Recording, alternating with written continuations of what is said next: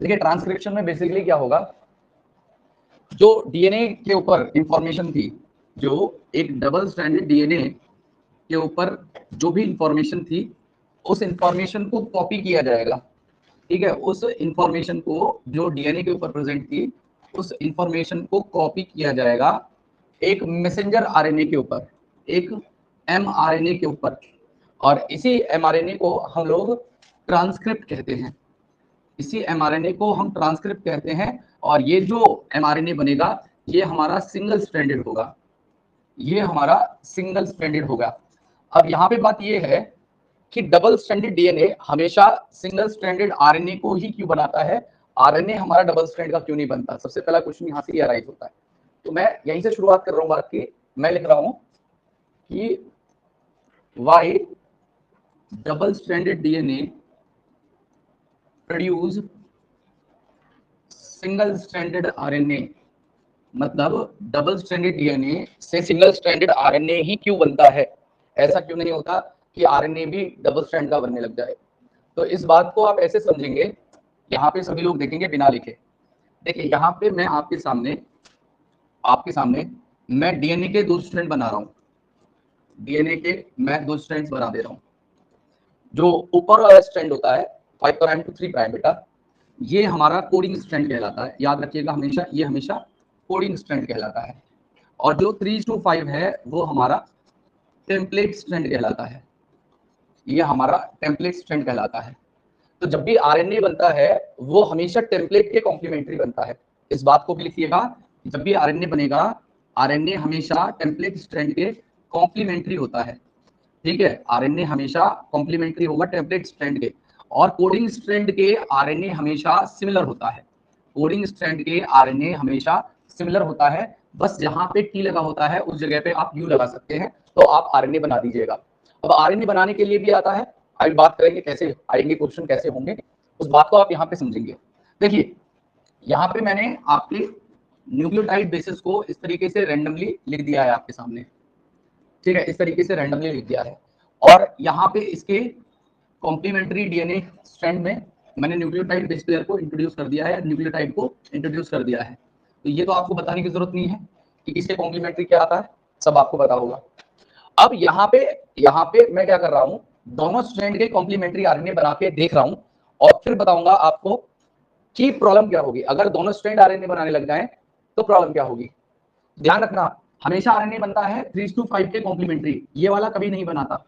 जब भी बनेगा, अब मैं क्या कर रहा हूँ, हाइपोथेटिकली इन दोनों स्ट्रैंड के कॉम्प्लीमेंट्री आरएनए दो बना के दिखा रहा हूँ। इस ऊपर वाले के कॉम्प्लीमेंट्री यहाँ पे एक आरएनए बनाऊंगा, और इस वाले के लिए यहाँ पे मैं एक आरएनए बना दूंगा। ध्यान से समझिएगा, ऊपर वाले का कॉम्प्लीमेंट्री जो आरएनए बनेगा, ए की कॉम्प्लीमेंट्री क्या आ जाएगा, यू, टी का कॉम्प्लीमेंट्री ए, जी का complementary C, G A U G A U G A, यही हो गया।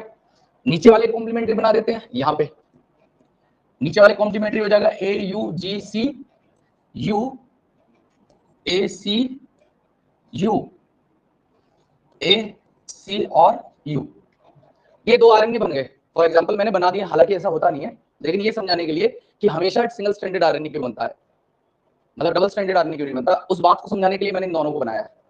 अब इस बात को ऐसे समझेंगे, अगर आप इन दोनों के कोडॉन्स को मैच करें, आप अगर इनके कोडॉन को देखें, पहला कोडॉन यहाँ पे क्या हुआ है, यूएसी, इसके अंदर क्या है, एयूजी, इसके अंदर क्या है, जीएयू, इसके अंदर क्या है, सीयूए, फिर ये है जीएयू, ये क्या हो गया, सीयूए, और लास्ट है जीए, और ये तीसरा कोडॉन पूरा नहीं हो पा रहा है, हालांकि 3 से काम हो जाएगा हमारा। अब मैंने आपको एक बात बताई थी कि जिस भी नेचर का कोडॉन था उस नेचर का अमीनो एसिड आता है। जैसे एग्जांपल के तौर पे मैंने जब सिकल सेल एनीमिया पढ़ाया था तो मैंने बताया था कि जीएजी था तो क्या आता था, ग्लूटामिक एसिड, और इसी में एक चेंज हो जा रहा था तो ये बन रहा था जीयूजी, तो ये क्या बना रहा था, वेलिन, ऐसा ही था। तो आप देखो, अगर एक न्यूक्लियोटाइड बदल रहा है तो कोडिंग नेचर बदल गया। अब यहाँ पे यूएससी और एयूजी दोनों एंटायरली डिफरेंट है एक दूसरे से, मतलब अगर कोडॉन अलग होंगे तो यहाँ पे जो अमीनो एसिड आएंगे वो भी तो अलग होने वाले हैं। तो यहाँ पे जो अमीनो एसिड आएगा, सपोज करो ये मैंने लेके आ गया, यहाँ पे लाइसिन ले आया मैं, ये मेथियोनिन कोड कर रहा है, सपोज करो ये एस्पार्टेट के लिए कोड कर रहा है। ठीक है, ये सपोज करो आपका आपका ये ट्रिप्टोफैन के लिए कोड कर रहा है, सपोज करो ये आपका ग्लाइसिन के लिए कोड कर रहा है। और सपोज करो ये आपका ग्लूटामेट के लिए कोड कर रहा है। मतलब मैंने एग्जैक्ट नहीं है, ये मैंने उदाहरण के तौर पे बताए हैं, ये ऐसा नहीं है कि ये इसी के लिए कोड करेगा, ये बस मैंने समझाने के लिए बताया कि अगर कोडॉन बदलेगा तो उससे बनने वाला जो अमीनो एसिड है वो भी बदलेगा।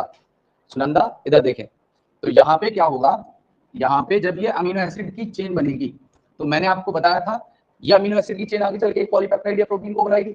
तो अगर पॉलीपेप्टाइड या प्रोटीन यहाँ पे बनेगा तो किसी भी प्रोटीन का नेचर मैंने आपको बताया था, या उसकी फाइनल शेप या स्ट्रक्चर कैसे होता है, उस अमीनो एसिड के साइड चेन के ऊपर लगे हुए चार्ज के बेसिस पे।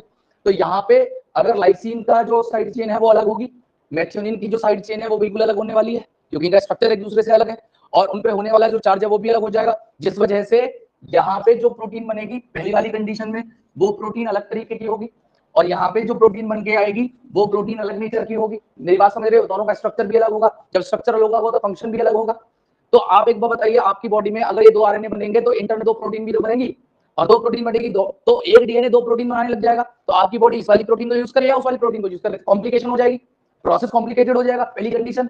अब दूसरी कंडीशन यहाँ पे क्या होगा, ये दो आरएनए बने, ये दोनों एक दूसरे के कॉम्प्लीमेंट्री हैं। मतलब कहने का ये है कि अगर मैं इसी आरएनए को ऐसे लिख दे रहा हूं, पहले वाले को UAC GAU GAU और GA, आप इसी के कॉम्प्लीमेंट्री देख लीजिए, ये है AUG CUA CUA और CU दोनों है। अभी वो बताइए, अगर न्यूक्लियोटाइड एक दूसरे कॉम्प्लीमेंट्री होंगे तो पेस पेयरिंग करेंगे नहीं करेंगे, हो जाएगी पेयरिंग, इनके बीच में हाइड्रोजन बॉन्ड लगने शुरू हो जाएंगे, और अगर हाइड्रोजन बॉन्ड इनके बीच में लगते हैं तो बेसिकली क्या होगा, एक डबल स्ट्रैंडेड आरएनए बन जाएगा। और अगर यहाँ पे डबल स्ट्रैंडेड आरएनए बन जाएगा तो बेटा ट्रांसलेशन नहीं हो सकता।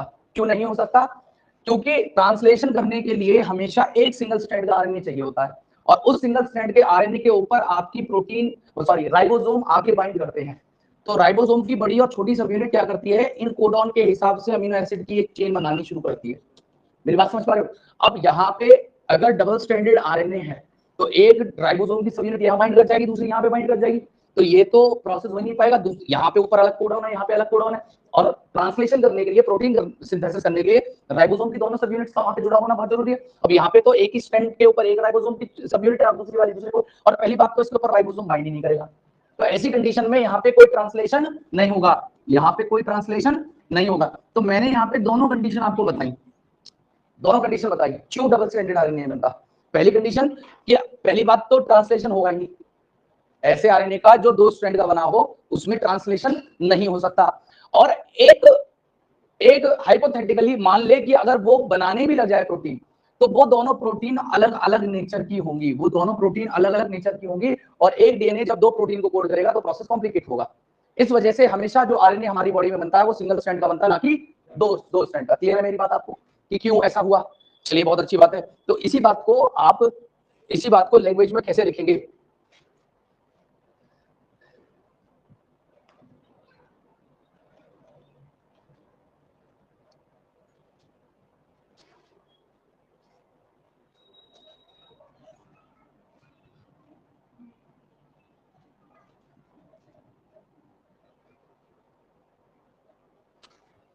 देखिए यहाँ पे सबसे पहला पॉइंट लिखा क्या हुआ है कि वो प्रोसेस जिसमें कॉपी किया जाएगा जेनेटिक इंफॉर्मेशन को एक स्ट्रैंड ऑफ डीएनए से आरएनए के ऊपर, उसी प्रोसेस को ट्रांसक्रिप्शन कहते हैं।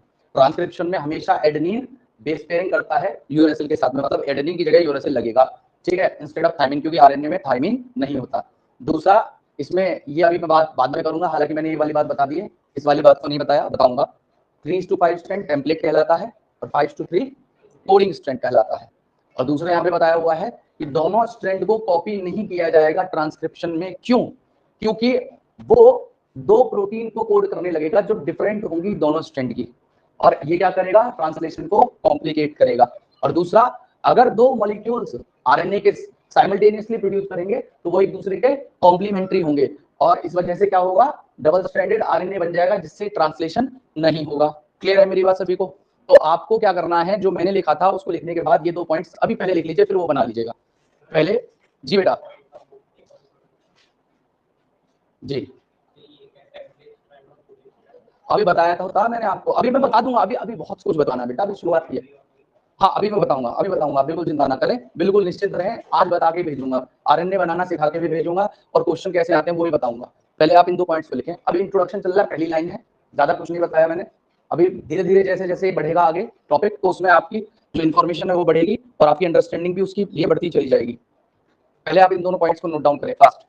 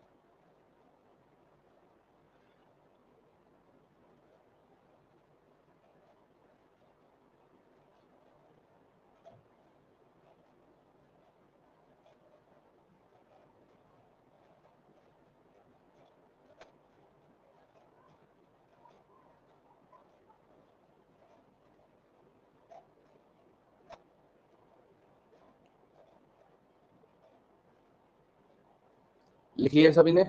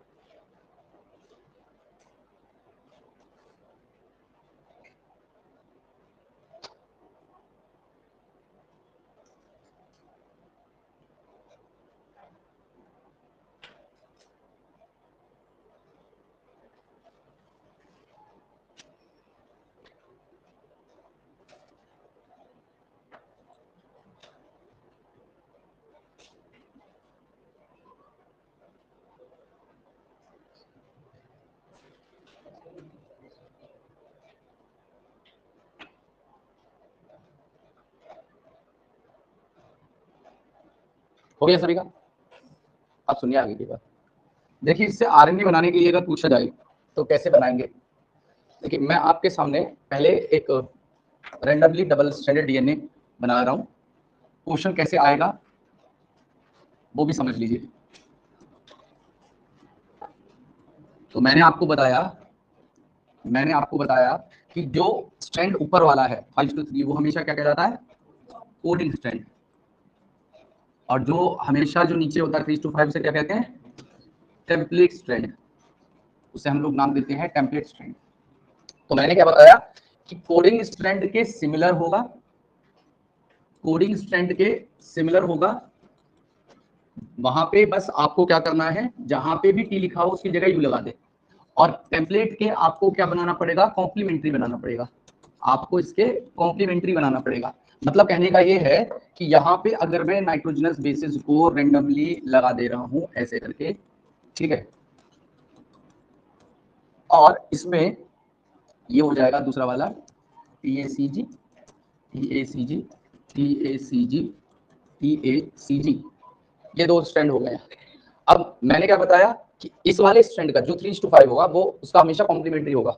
कॉम्प्लीमेंट्री का मतलब है कि जो आरएनए बनेगा वो कैसा बनेगा, टी के कॉम्प्लीमेंट्री यहाँ पे ए होगा, ए के कॉम्प्लीमेंट्री सी के कॉम्प्लीमेंट्री जी के कॉम्प्लीमेंट्री टी के कॉम्प्लीमेंट्री ए के कॉम्प्लीमेंट्री सी के कॉम्प्लीमेंट्री जी के कॉम्प्लीमेंट्री, फिर फिर फिर फिर उसके अलावा ए यू जीसी होगा, सीजी कर दिया मैंने, जीसी, ये हो गया। ये इसके कॉम्प्लीमेंट्री बनाया, और अब मैंने क्या कहा, सिमिलर होगा ऊपर वाले के। तो देखो जहां जहां टी था वहां वहां यू लगा दिया, जहां जहां टी था वहां वहां यू लगा दिया, बाकी देखिए सारा का सारा सेम है। तो आपको क्वेश्चन के हिसाब से काम करना है। अगर वो आपको क्या करे, देखो 2 तरह के क्वेश्चन बन सकते हैं। वो सिंपली आपको एक रैंडमली अगर 3 to 5 करके दे और इसके बीच में कोई भी सीक्वेंस दे दे, ठीक है, ये हो गया।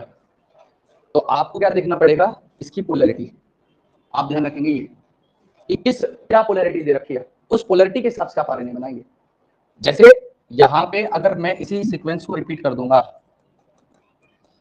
तो दोनों कंडीशन में आरएनए सेम ही बनेगा, दोनों कंडीशन में आरएनए सेम ही बनेगा, लेकिन दोनों को बनाने का प्रोसीजर अलग अलग है।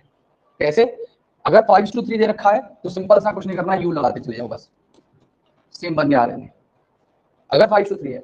लेकिन अगर 3:5 है तो आपको कॉम्प्लीमेंटरिटी ध्यान रखनी पड़ेगी, आपको वहां पे यू ए देख देख के बनाना पड़ेगा। पे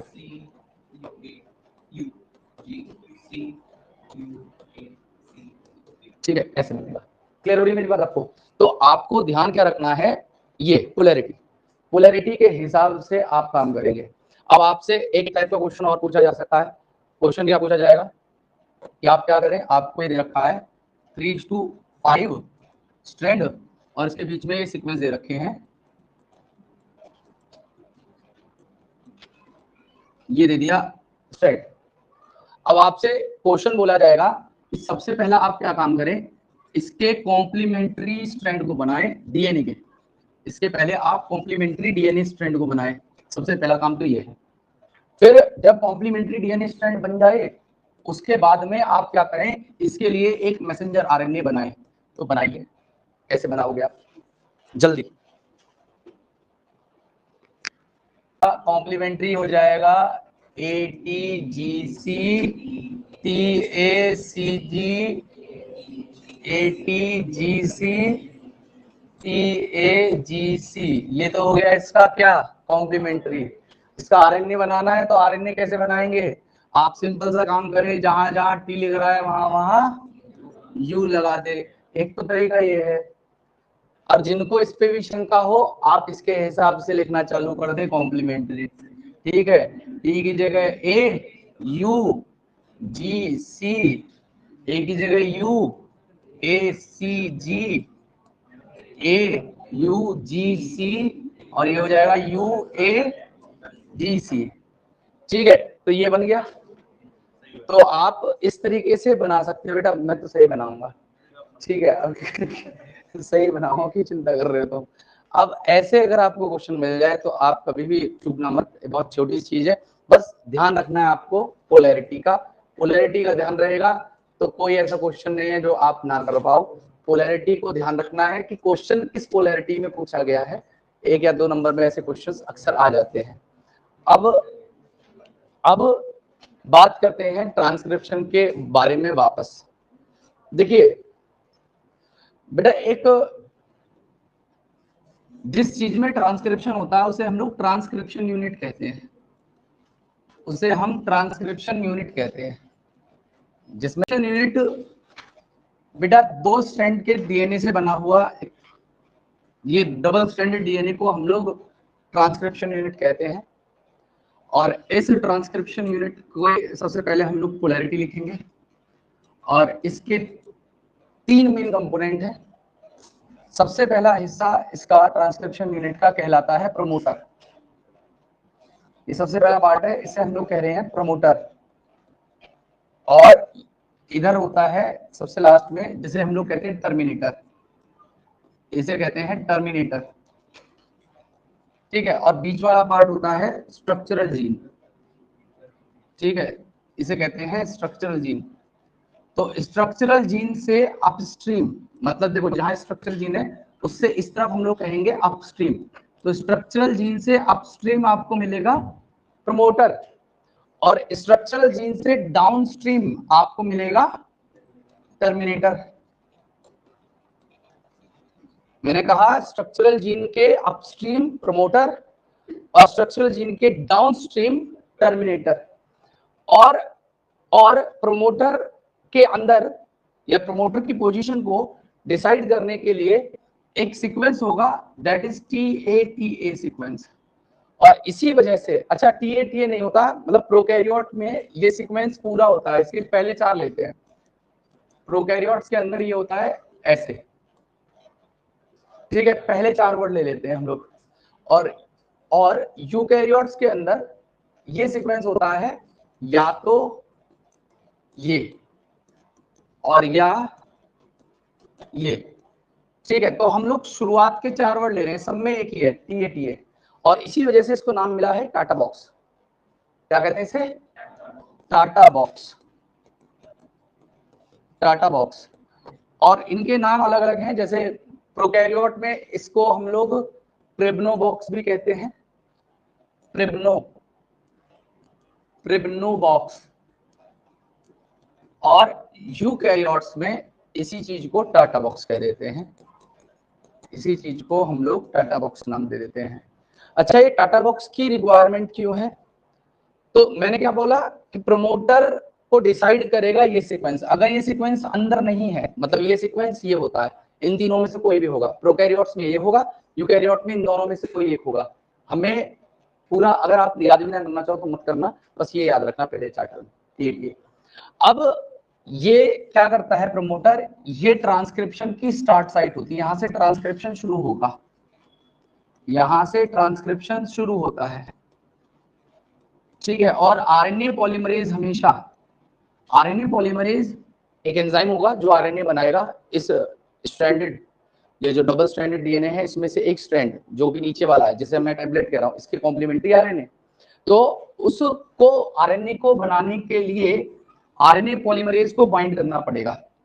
तो जो आरएनए पॉलीमरेज एंजाइम है, जो आरएनए पॉलीमरेज एंजाइम है, वो आरएनए पॉलीमरेज हमेशा बाइंड करता है इसी प्रमोटर पे, और तब जाके ये ट्रांसक्रिप्शन का प्रोसेस इनिशिएट होता है।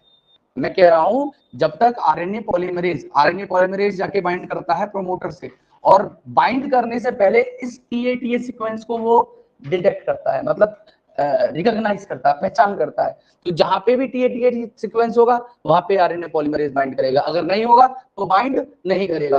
ठीक है, तो मैं यहां कह रहा हूं कि आरएनए पॉलीमरेज रिकॉग्नाइज करता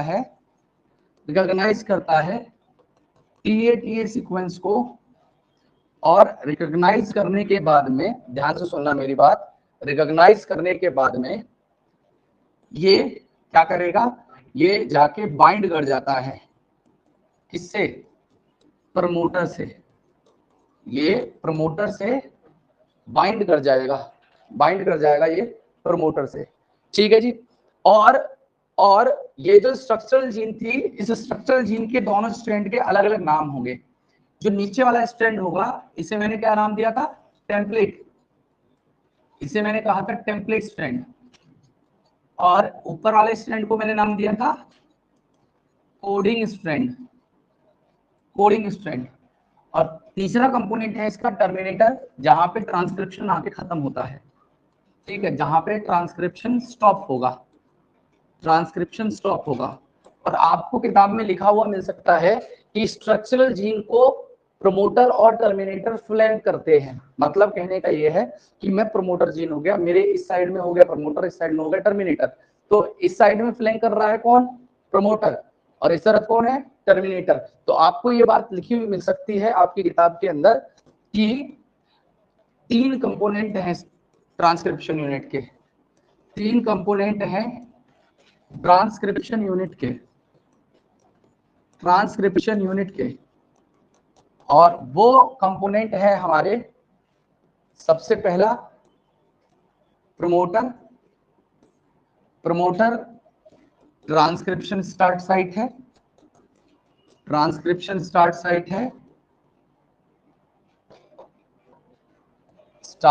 है। दूसरा, इसी प्रमोटर के अंदर टाटा बॉक्स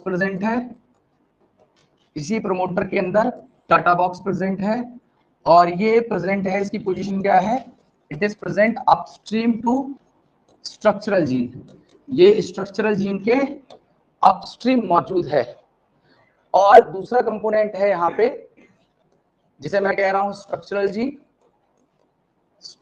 जीन। वो रीजन है जिसके हिसाब से आरएनए की सिंथेसिस की जाएगी, और इसको दोनों साइड में, बोथ साइड में फ्लैंक करने के लिए प्रमोटर और टर्मिनेटर होगा। और इसी स्ट्रक्चरल जीन में दोनों स्ट्रैंड के जो 3:5 स्ट्रैंड होगा उसे हम कहेंगे टेम्पलेट स्ट्रैंड, और इस टेम्पलेट स्ट्रैंड के आरएनए हमेशा कॉम्प्लीमेंट्री सिंथेसाइज होगा। मतलब कहने का यह है कि जिसका आरएनए बनेगा वो टेम्पलेट है, जिसका आरएनए बनेगा वो टेम्पलेट है।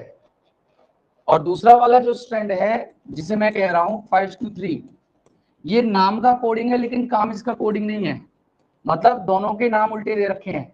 कायदे से इसको कोडिंग कहना चाहिए था क्योंकि इसके हिसाब से आरएनए बनना है, लेकिन जिसके हिसाब से आरएनए बनना है उसको कहते हैं टेम्पलेट। मतलब नाम, आपकी एनसीईआरटी इस बात को कहती भी है, एनसीईआरटी में पढ़ना स्टेटमेंट, उसमें लिखा हुआ है कि जैसे इसका नाम टेम्पलेट है लेकिन टेम्पलेट वाला फंक्शन नहीं है, इसके कॉम्प्लीमेंट्री आरएनए बनना है। मतलब जो आरएनए बनाया जाएगा ना वो हमेशा इस स्ट्रैंड के हिसाब से बनाया जाएगा। इसका तो कोई काम ही नहीं है, इसका कोई काम नहीं है। मेरी बात समझ पा रहे हो आप?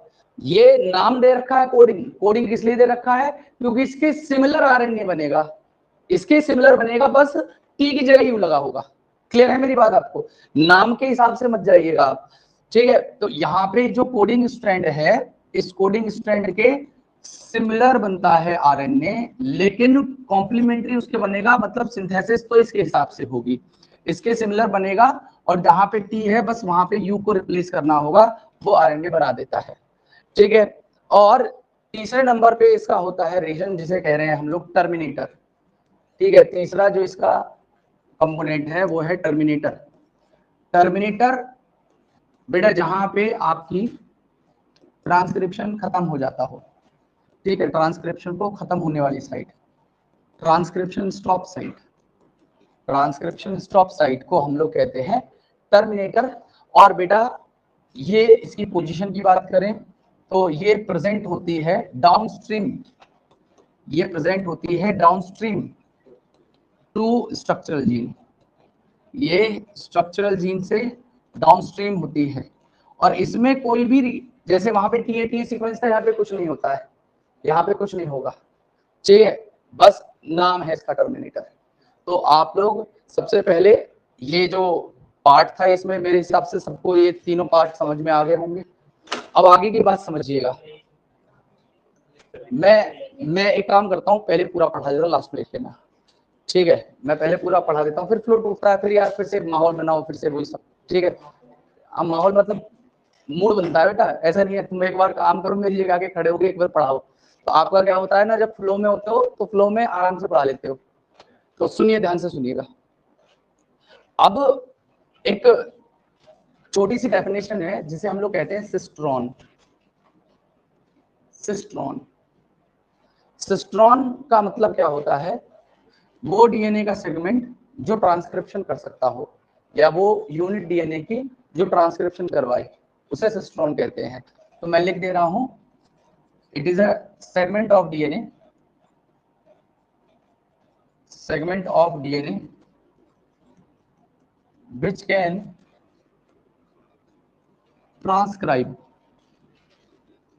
to form RNA, जो ट्रांसक्राइब करके आरएनए बनाने में कैपेबल हो, सक्षम हो, वही सिस्ट्रॉन है। और इसी सिस्ट्रॉन के बेसिस पे हमने ट्रांसक्रिप्शन यूनिट को दो कैटेगरी में बांटा हुआ है।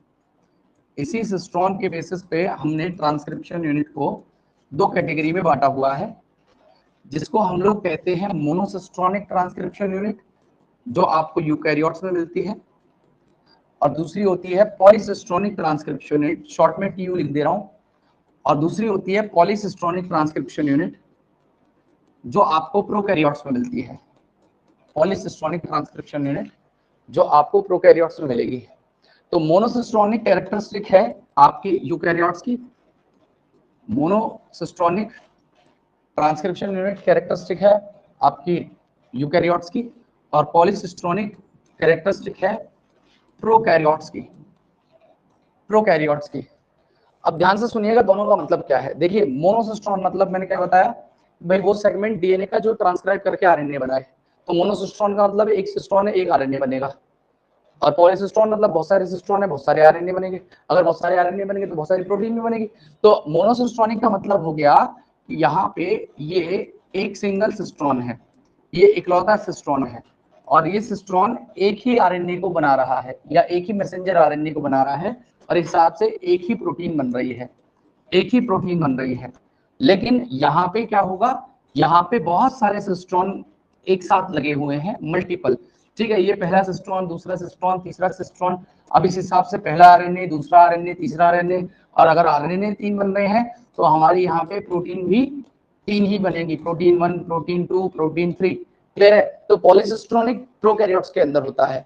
अब अगली कैरेक्टरिस्टिक यहाँ पे ये है कि जो मोनोसिस्ट्रॉनिक है, जो आपके यूकैरियोट्स में है, बेटा इनके अंदर स्प्लिट जीन प्रेजेंट होती है, इनके अंदर स्प्लिट जीन प्रेजेंट होती है। स्प्लिट जीन मतलब कहने का ये है कि सपोज करो ये आपका डीएनए है डबल स्ट्रैंडेड, और ये मोनोसिस्ट्रॉनिक है, और यूकैरियोटिक डीएनए है, ठीक है, इसकी पोलैरिटी यहाँ पे मैंने लिख दी। तो इसमें डीएनए में सारा पार्ट कोडिंग नहीं होता, मतलब सारा का सारा पार्ट प्रोटीन बना नहीं सकता, इसमें कुछ कोडिंग, कुछ नॉन कोडिंग, कुछ कोडिंग नॉन कोडिंग पार्ट होते हैं, ठीक है। तो यहाँ पे ये नॉन कोडिंग पार्ट है, नॉन कोडिंग पार्ट है, नॉन कोडिंग पार्ट है, और बीच बीच में इसके coding part, coding coding coding part लगे हुए हैं। तो जब ये तो रहा डबल स्ट्रैंडेड डीएनए, लेकिन ये डबल स्ट्रैंडेड डीएनए मतलब ये एक सिस्ट्रॉन है, अगर ये सिस्ट्रॉन आगे चल के एमआरएनए बनाएगी तो ये जो कोडिंग और नॉन कोडिंग पार्ट है ये कैसे प्रेजेंट होंगे, बेटा ये जो नॉन कोडिंग पार्ट मैंने यहाँ पे बनाए थे, इन्हीं नॉन कोडिंग पार्ट को अब हम लोग नॉन कोडिंग ना कह के इंट्रॉन कहने लग जाएंगे। क्या कहने लग जाएंगे? इंट्रॉन कहने लग जाएंगे, ठीक है। और जो पार्ट कोडिंग होगा, जो पार्ट सीसी लिखा था कोडिंग था, वो सारा का सारा कहलाएगा एक्सॉन, वो सारा का सारा कहलाएगा एक्सॉन। तो ये जो इंट्रॉन्स हैं और इसमें नॉन कोडिंग है, इन्हें कहा जाता है स्प्लिट जीन। मतलब ये किसी चीज को कोड नहीं करती है, लेकिन आके क्या करती हैं, कोडिंग सीक्वेंस को डिस्टर्ब करती हैं, ठीक है, कोडिंग सीक्वेंस को डिस्टर्ब करती हैं, और इसीलिए इन इंट्रॉन्स को हम लोग दूसरा नाम देते हैं इंटरवेनिंग सीक्वेंसेस। इंटरवेनिंग मतलब जो जबरदस्ती आके बीच में घुसा हो, ठीक है, इंटरवेनिंग सीक्वेंसेस। तो यहाँ पे ये इंटरवेनिंग सीक्वेंसेस होंगे, लेकिन प्रोकैरियोट्स में ऐसा कुछ नहीं होता। प्रोकैरियोट्स का जो सारा का सारा डीएनए है वो सब का सब कोडिंग है, इसमें no intron, no exon, no coding, no non coding, सारा का सारा पार्ट कोडिंग है इसके अंदर। क्लियर हो रही है मेरी बात आपको? तो यहाँ पे मैं इस बात को ऐसे लिख दे रहा हूँ, बनाने की जरूरत नहीं है कि यहाँ पे कोई स्प्लिट जीन देखने के लिए नहीं मिलेगी। There is no split gene present in prokaryotes, मतलब यहाँ पे आप कोई इंट्रॉन एक्सॉन को या कोई कोडिंग नॉन कोडिंग पार्ट को अलग अलग नहीं कर सकते हो। क्लियर है मेरी बात आपको? पक्का क्लियर है? समझ में आया दोनों के बीच में डिफरेंस क्या था, मोनोसिस्ट्रॉनिक और पॉलीसिस्ट्रॉनिक? एक प्रोकैरियोट के अंदर है और एक यूकैरियोट के अंदर है। प्रोकैरियोट वाले में इंट्रॉन एक्सॉन नहीं होंगे, एक से ज्यादा सिस्ट्रॉन एक ही यूनिट में लगी होंगी और वो एक से ज्यादा प्रोटीन को बना रही होंगी। लेकिन यूकैरियोट्स में सिंगल सिस्ट्रॉन होगा, सिंगल सिस्ट्रॉन एक ही प्रोटीन बना सकता है, और दूसरा इसमें बेटा जो स्प्लिट जीन है वो यहाँ पे प्रेजेंट होंगी। और स्प्लिट जीन क्या होती है? नॉन कोडिंग पार्ट होते हैं, और यही नॉन कोडिंग पार्ट जब ट्रांसक्रिप्ट करके आरएनए बनाते हैं तो आरएनए के अंदर उन्हीं नॉन कोडिंग पार्ट को हम लोग इंट्रॉन या इंटरवेनिंग सीक्वेंसेस कहने लग जाते हैं, ठीक है। और इसी वजह से यहाँ पे ध्यान से सुनना मेरी बात, जब प्रोटीन बनेगी तो ये इंट्रॉन तो डिस्टर्ब कर रहे हैं ना बीच में आके, तो प्रोटीन बन नहीं सकती। तो हमें क्या करना पड़ता है, यहाँ पे इन इंट्रॉन्स को रिमूव करना होता है। और मैंने आपको एक टर्म बताया था स्प्लाइसिंग। स्प्लाइसिंग एक प्रोसेस का स्टेप है, और उस स्टेप का नाम है post transcriptional processing. Post transcriptional processing मतलब ट्रांसक्रिप्शन होने के बाद में प्रोसेस होना। तो ट्रांसक्रिप्शन में तो आरएनए बन गया, लेकिन इसको प्रोसेस करना है। प्रोसेस कैसे करना है? इनके इंट्रॉन्स को रिमूव करना है। 5 प्राइम टैपिंग करती है, 3' स्टीलिंग करते हैं, पढ़ेंगे बाद में। तो यहाँ पे क्या हुआ, यहाँ पे पोस्ट ट्रांसक्रिप्शनल प्रोसेसिंग की गई, और इस पोस्ट ट्रांसक्रिप्शनल प्रोसेसिंग से क्या किया गया, इंट्रॉन्स को रिमूव कर दिया गया, ठीक है, इंट्रॉन्स को रिमूव कर दिया गया, और जो एक्सॉन्स थे उन एक्सॉन्स को साथ साथ में जोड़ दिया गया, ठीक है। और तब जाके ये फुली फंक्शनल एमआरएनए कहलाता है, ठीक है। अब ये ट्रांसलेशन करेगा, ये अब ट्रांसलेशन करने लायक है, ठीक है। वो जो बना था शुरुआत में वो तो हमारा आरएनए था, इसे आप हेटेरोजीनियस न्यूक्लियर आरएनए कह सकते हो। क्यों? क्योंकि इसमें हेटेरोजीनियस सीक्वेंसेस है ना, coding non coding intron exon, इसलिए कहते हैं इसे हेटेरोजीनियस न्यूक्लियर आरएनए, या इसी का दूसरा नाम होता है प्राइमरी ट्रांसक्रिप्ट। ठीक है, प्राइमरी ट्रांसक्रिप्ट या इसी का दूसरा नाम होता है नेसेंट आरएनए, मतलब नया जो आरएनए बन के आया है। अभी इसकी जब तक प्रोसेसिंग नहीं होगी यूकैरियोट्स में, तब तक वो फुली फंक्शनल एमआरएनए नहीं बनेगा, और जब तक फुली फंक्शनल एमआरएनए नहीं बनेगा तब तक वो ट्रांसलेशन नहीं कर सकता। लेकिन प्रोकैरियोट्स में कोई प्रोसेसिंग की रिक्वायरमेंट नहीं होती है, यहाँ पे no post transcriptional processing require, यहाँ पे पोस्ट ट्रांसक्रिप्शनल प्रोसेसिंग की रिक्वायरमेंट नहीं होगी, ठीक है, प्रोसेसिंग रिक्वायर। एक डिफरेंस और होगा, इसके ऊपर बड़े क्वेश्चन बनते हैं बेटा, ठीक है, ये जो डिफरेंस मैं बता रहा हूं इससे बड़े क्वेश्चन बनते हैं। देखिए यूकैरियोट और प्रोकैरियोट में एक डिफरेंस और है। क्या डिफरेंस है? एक तरफ मैं यूकैरियोट लिख रहा हूं और दूसरी तरफ मैं प्रोकैरियोट लिख रहा हूं। एक आप लोगों ने 11th में पढ़ा होगा भाई, यूकैरियोट्स और प्रोकैरियोट्स में, यूकैरियोट्स और प्रोकैरियोट्स में जो कंपार्टमेंटलाइजेशन है वो किसमें मिलेगी? यूकैरियोट और प्रोकैरियोट में। तो कंपार्टमेंट किसमें बने हुए हैं? यूकैरियोट्स में। तो आप न्यूक्लियस को सेपरेट कंपार्टमेंट मानोगे, साइटोप्लाज्म उसका एक अलग कंपार्टमेंट है। अब प्रोकैरियोट्स में तो हमारा न्यूक्लियर मेम्ब्रेन नहीं होगी, तो उसमें कोई सेपरेट कंपार्टमेंट तो है नहीं। तो यहाँ पे अगर मैं बात करूं, जैसे ये एक यूकैरियोटिक सेल है, ये एक यूकैरियोटिक सेल है, ये इसकी न्यूक्लियर मेम्ब्रेन है, इसके अंदर इसका डीएनए है, तो यहाँ पे रेप्लिकेशन भी न्यूक्लियस के अंदर ही होगा। और अगर इस डीएनए से आरएनए बनना है, मतलब ट्रांसक्रिप्शन होना, वो भी न्यूक्लियस के अंदर होगा, ठीक है। अब ये आरएनए जब प्रोसेस होगा वो भी न्यूक्लियस के अंदर होगा, लेकिन उसके बाद में ये आरएनए ट्रांसपोर्ट कर दिया जाएगा साइटोप्लाज्म में, और यहाँ पे राइबोसोम इसके ऊपर बाइंड करके ट्रांसलेशन साइटोप्लाज्म में होगा।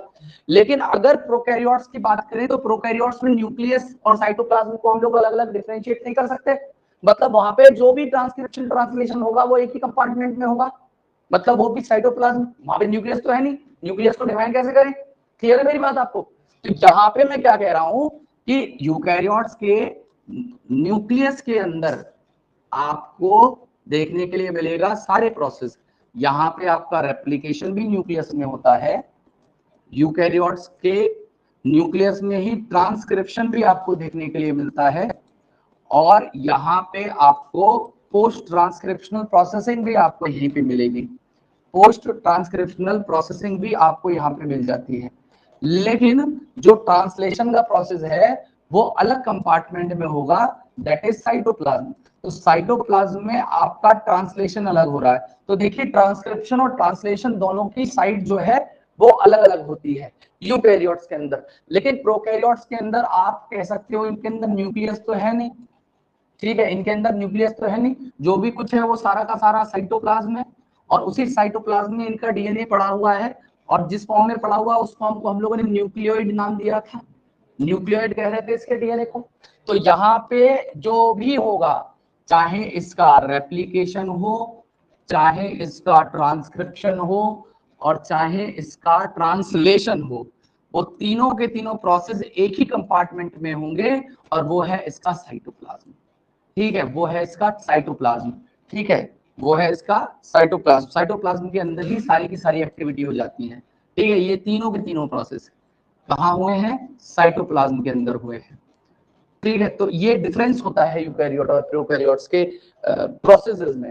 क्लियर है मेरी बात? और इसमें एक काम और होता है, ध्यान से सुनिएगा मेरी बात आप, यहाँ पे जो ट्रांसक्रिप्शन है, जो ट्रांसक्रिप्शन है वो सेपरेट प्रोसेस है, ट्रांसलेशन पूरा सेपरेट प्रोसेस है। देखो ट्रांसक्रिप्शन के बाद में पोस्ट ट्रांसक्रिप्शन प्रोसेसिंग हुई है, तो आप बिल्कुल इसके इवेंट को अलग अलग कर सकते हो ना, कि भाई ये ट्रांसक्रिप्शन है, ये ट्रांसलेशन है। तो यहाँ पे जैसे ये जो काम हुआ है, ये हुआ इसका रेप्लिकेशन, ये हुआ इसका रेप्लिकेशन, ये हुआ इसका ट्रांसक्रिप्शन, ठीक है, और यहाँ पे ट्रांसक्रिप्शन होने के बाद यहाँ पे हुआ इसका ट्रांसलेशन। तो यहाँ पे अगर मैं कहूँ तो इस बात को ऐसे लिख सकता हूँ कि ट्रांसक्रिप्शन और ट्रांसलेशन,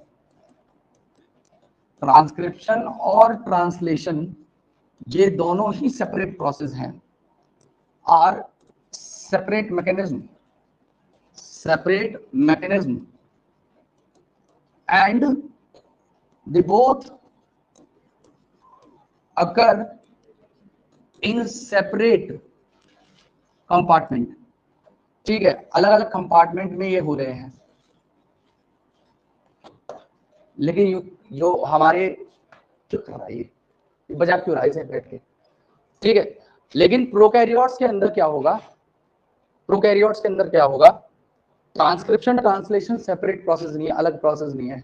यहाँ पे कैसे होगा, जैसे डबल स्ट्रैंडेड डीएनए, इस डबल स्ट्रैंडेड डीएनए से यहाँ पे आरएनए बन रहा है, अभी ट्रांसक्रिप्शन हो रहा था, आगे की तरफ बन रहा है। ये इंतजार नहीं करेंगे कि ट्रांसक्रिप्शन कंप्लीट होगा तो हम ट्रांसलेशन करेंगे, मतलब आगे की तरफ ट्रांसक्रिप्शन अभी चल रहा है, अभी प्रोसेसिंग है इसकी, उससे पहले ट्रांसक्रिप्शन के खत्म होने से पहले राइबोसोम इसके ऊपर बाइंड करके ट्रांसलेशन स्टार्ट कर देंगे। और इस प्रोसेस को कहते हैं को ट्रांसक्रिप्शन ट्रांसलेशन। दोनों सेम कंपार्टमेंट में हुआ और दोनों प्रोसेस कपल्ड थे।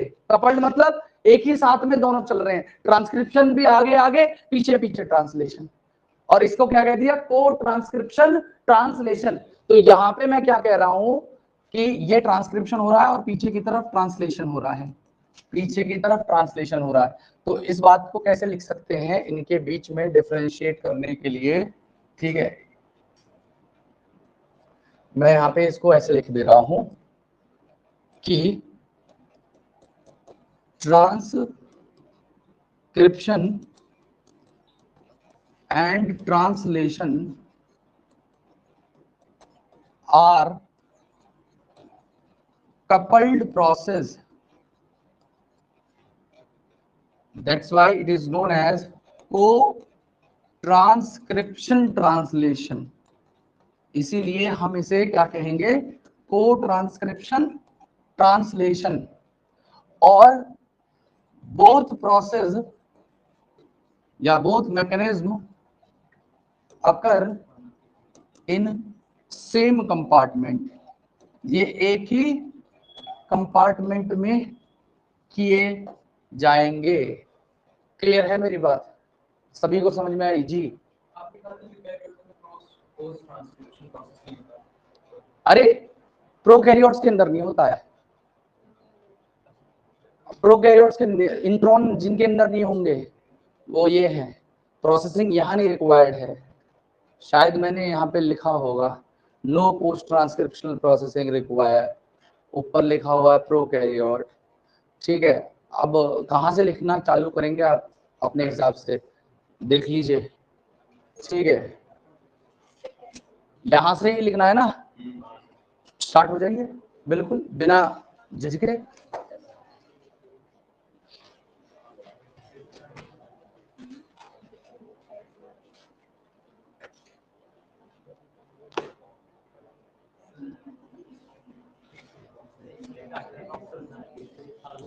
बेटा टाटा बॉक्स कुछ नहीं है, ये सीक्वेंस है, न्यूक्लियोटाइड के सीक्वेंस हैं ये डीऑक्सीथाइमिडाइलिक एसिड है, एडिनाइलिक एसिड है, ठीक है। तो ये सीक्वेंस जो है ये 3 फॉर्म में हो सकता है, प्रोकैरियोट्स के अंदर ऐसे, यूकैरियोट्स के अंदर इस फॉर्म में।